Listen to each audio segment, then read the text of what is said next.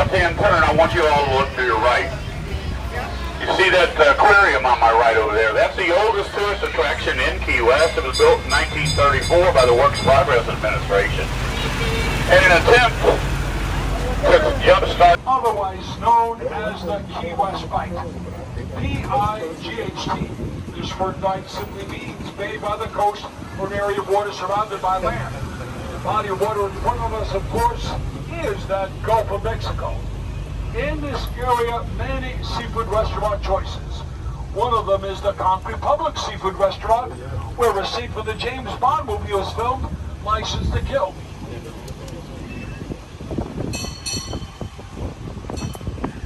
This is a great place to take a selfie or a group shot and send a photo to your friends or family here in town. But look, what's on the wall of the brewery.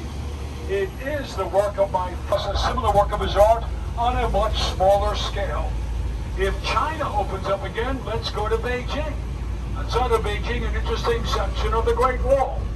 Now, why do I mention this? Because in 1988, Robert Wyland, who I did just mention, he was hired by the Olympics committees in China to open up several events with his artwork near the Great Wall. In the 1960s, this was a rough and dangerous neighborhood. Look to the left corner. The first floor was the home of the Red Doors Bar and Grill. The bartender at that time would have asked you one question. Do you have a weapon? If the answer was no, he would have given you one. Out Key West, where much goes on all the time. On either side, right and left, you'll see our street fair going on. Again, we encourage you to check it out. A lot of interesting displays. On the left corner, it's the Porter home. Dr. Yates Porter, I mentioned earlier in the tour, he was instrumental in fighting yellow fever. Dr. Yates Porter was born in this left corner home, 1847. Passed away in the same building 8 years later, 1927. In 1927, the wing of a Sikorsky airplane that actually crashed through the roof of the building. And again, we're looking at the White House. Of course, the Truman Little White House of Old Town Key West. Folks, I'll remind you that your tickets are good for riding the trains all day. The last tour of the day will be at 4:15. The trains are coming through every 30 minutes, and we have our, but the next tour will be leaving in 15 minutes at 1:15 on my left. This is where we began our journey earlier. Next tour guide and engineer will be Frank in train 111. Frank's a great tour guide, great sense of humor, and Frank knows much about our city. If you're interested in learning more about the people we covered on the tour historically, here I'm going to make a left turn. On the next right corner, you'll find a free sculptural garden where you can learn more. The Mallory Square dock is straight ahead. That's where you can see the sunset and the sunset celebration later. Here in Mallory Square, you're going to find my favorite tourist attraction, the Key West Aquarium. To my left is the Shipwreckers Museum with the 65-foot tower giving you a great view of Key West from above. this little square to my right over here, and there is the Harry S. Truman Little White House Museum. And he loved to drink bourbon and play poker. This tree over here on my left, next to the Philip Cosgrove sign, is a banyan tree. It was planted by Philip's wife, Myrtle, in 1872. And that tree is there, there, there, there, there, there, there, there, there, there, there, there, and there. That's all one tree. And those things that you see hanging down, those are aerial roots. And when they touch the ground, they will form additional trunks to that tree.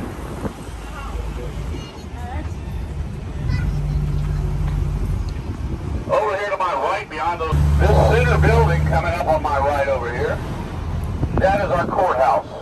It was built in 1890 and it's still the county seat for Monroe County. Monroe County is 122 miles long. It is the longest county in the U.S.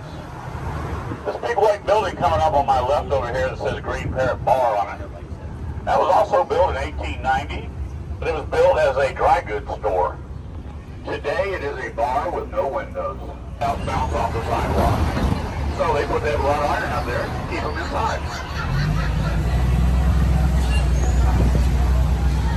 Coming up on my right, you're going to see a large white church. It is the Sandy Cornish A&E Zion Church. One of the first black congregations in the state of Florida. It's named for Sandy Cornish, stevedore places. They moved to Key West and became extremely successful farmers. They grew stuff down here that nobody imagined you could grow in Key West. And they were highly regarded pillars of our society. This area on my right over here, that's Bahama Village. In the mid-1800s, a lot of Bahamians migrated to Key West. They came here to work in our wrecking, sponging, and fishing industries. They brought their culture with them, their music, and their food. They taught us to eat conch, and we'll talk about conch a little later in the tour. Coming up on my left, behind that brick wall, is Ernest Hemingway's house.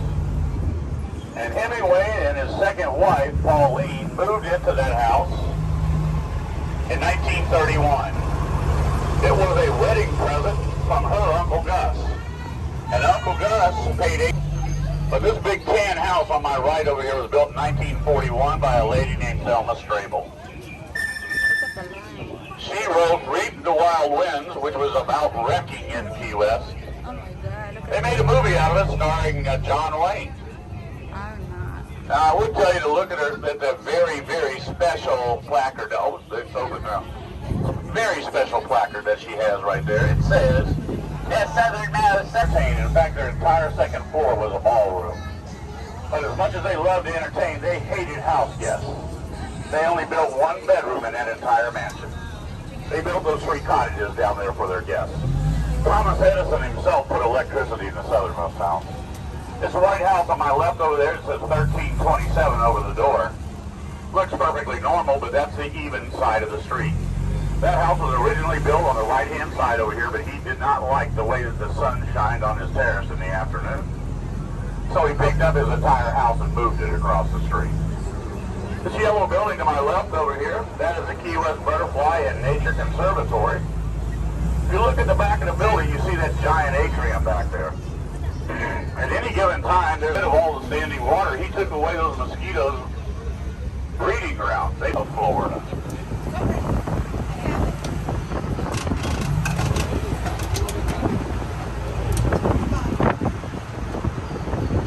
Mexico, and you notice there's no waves.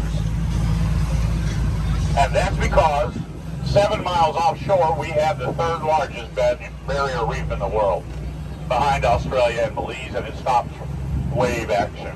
It also stops sand from traveling freely. All the sand that you see on any beach in Key West has been imported. We have no natural sand. One thing that reef did do for us by the 1860s, it made us the richest city per capita in the U.S. And most of that money came from wrecking. Usually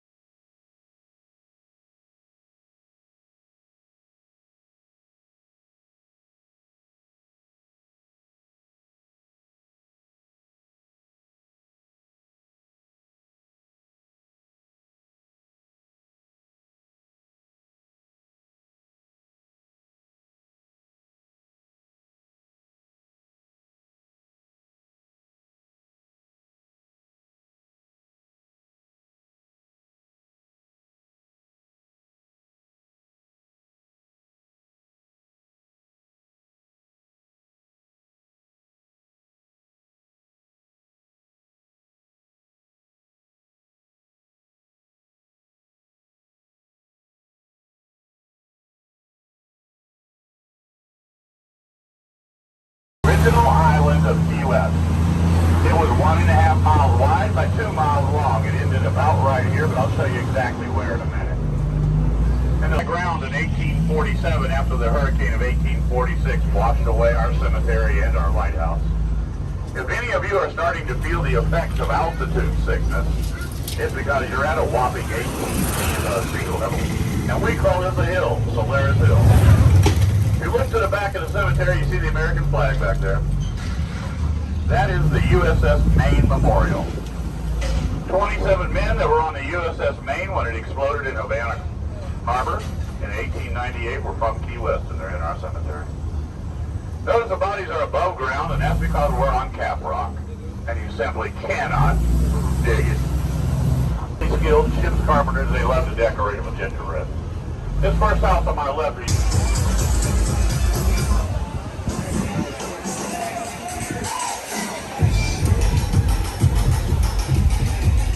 here at the Marina.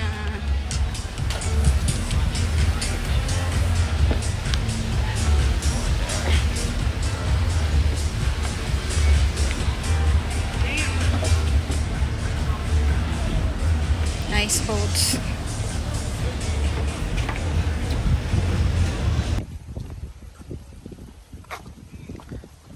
Smells the, what do you call that?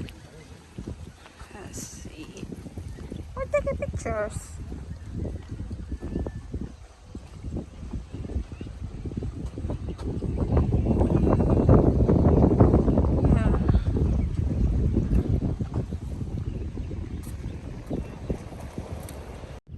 We're here at Key West 8's Memorial. So that's what they call here a fishing pier. So see the water. So that's it.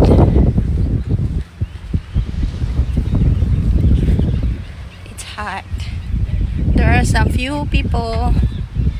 So look, that's the pier all the way at the end.